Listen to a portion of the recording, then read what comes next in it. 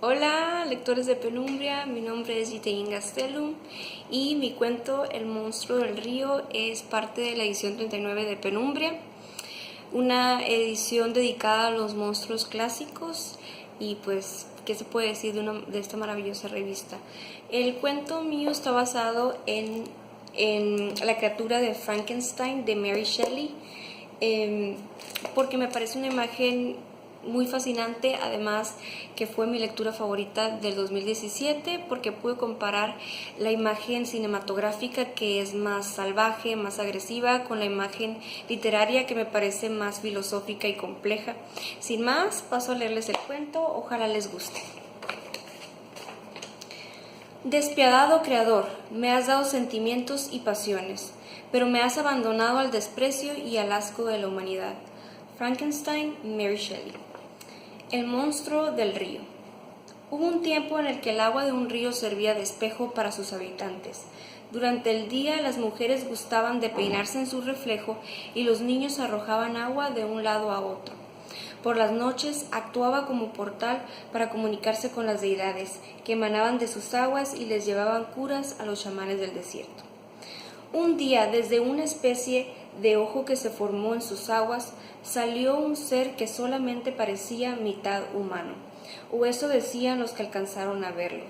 Pronunciaba un brutal ruido que ensordecía a los pueblos cercanos y su aspecto arrebujado parecía estar formado de todos los hombres de la humanidad. Ahí, enseguida de la piedra de Dios, yacía una huella nueva, igual de desmesurada e indescifrable que la primera, que trajo consigo el más dramático periodo para los humanos.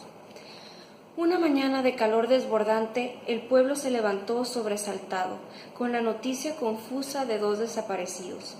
Algunos decían que se los había tragado el río, otros desconfiaban del misticismo de sus aguas, pero todo esto era incierto y se desdoblaba confusamente por la mezcla de pensamientos y doctrinas que traía la gente de la ciudad.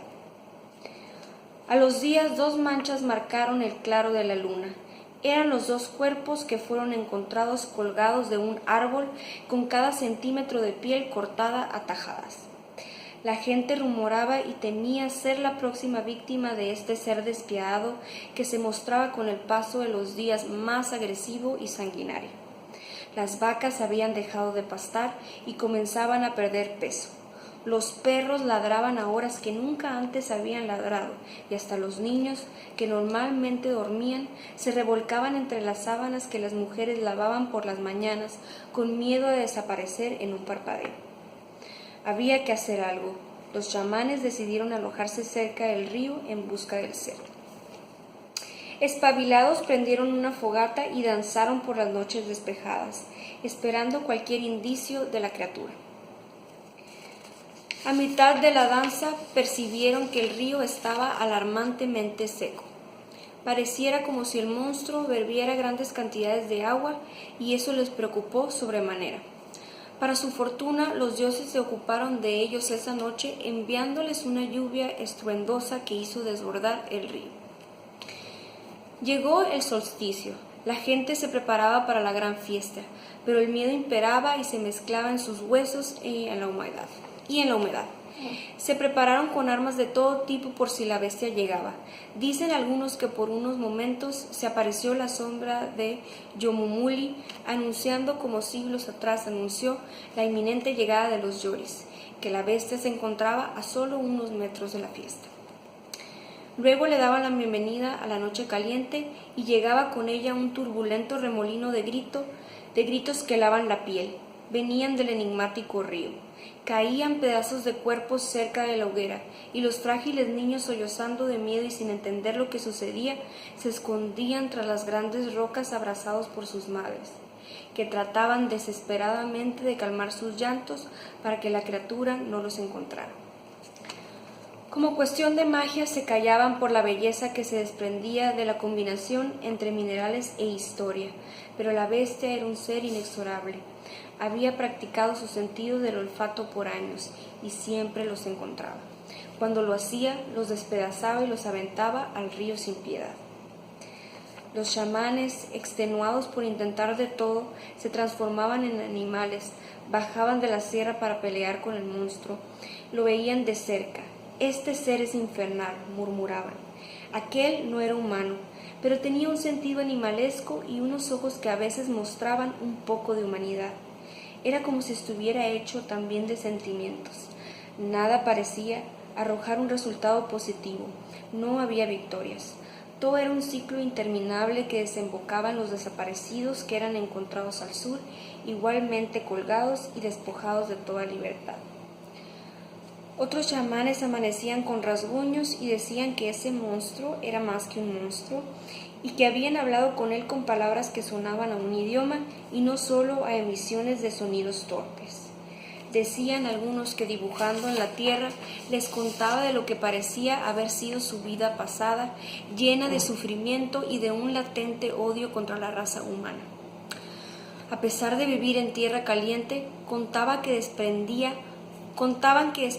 frío por la piel, además de un olor penetrante que cerraba involuntariamente las gargantas. Era inteligente, a tal grado que aprendió a manejar a los pájaros tijera de la región y los convenció de guiarle hacia los más recónditos y sombríos lugares, los mismos que ningún extranjero podía encontrar por sí mismo. Varias veces lo sintieron husmeando por las casas, escuchando leyendas antiguas y derramando lágrimas, expulsando conjuros inventados y aprendiendo aquella lengua peculiar que lo decía todo. De esa manera, el monstruo se paseaba por los pueblos, siempre hambriento de sangre y mutilación. Usó un pueblo como fosa común durante años. Cráneos de familias enteras se enterraban y la sangre derramada pintaba el río que conectaba a los pueblos. Un olor pútrido dominaba el lugar, ese lugar que tanto le gustaba y en el que podría permanecer por una eternidad, viendo cómo el hermoso atardecer se reflejaba en el agua. Cuando más se le veía, era durante las noches en que se invocaba a los antepasados espíritus míticos de esas tierras, cuyas voces penaban y anunciaban el destino de los pueblos. El pronóstico no era favorable, por lo menos no si peleaban solos. Después de sus designios inescrutables y de los múltiples desdoblamientos de cuerpos para encontrar la salida a la inagotable sed del monstruo, los dioses decidieron despertar y parar el derramamiento de sangre. La diosa de la luna le hipnotizó durante la noche más hermosa que habría de recordar. Sonámbula deambuló a orillas del río para sanarlo. Vertió sus lágrimas hasta darle altura y profundidad. Se echó el río a la espalda y lo expandió hasta que se convirtió en un abismo para el monstruo. Fue difícil decidir si colgarlo o quemarlo, pero como el fuego purifica el alma, se decidieron por lo último. El dios del sol le prendió fuego, un fuego sempiterno, pues el agresivo frío de su piel se negaba a desaparecer. Peces antiquísimos y seres pequeños salieron de abajo de la tierra y de las piedras. Lagartijas, renacuajos y grillos se sentaron a observar las refulgentes llamas. Los gritos del monstruo hicieron eco en el desierto. Eran espantosos y pronunciaban todo tipo de maldiciones, claras y en la nueva lengua que había aprendido, las cuales siempre serán recordadas. Los humanos del desierto sintieron el corazón estrujarse y hasta un poco de compasión, pero estaban aliviados de acabar por fin con tantos años de terror. Después llegó la lluvia que limpió el río y se llevó la sangre, una sangre que parecía un arcoíris de tonos rojos, el rojo escarlata del monstruo y el pesado carmesí de tantos humanos a los que había dado muerte se mezclaron e hicieron una suerte de balsa, sobre la que se recostó el resto de su cuerpo, que aún en llamas se reflejó en el claro de la luna y navegó hasta allá donde la vista no alcanzaba a llegar. Gracias, Penumbria.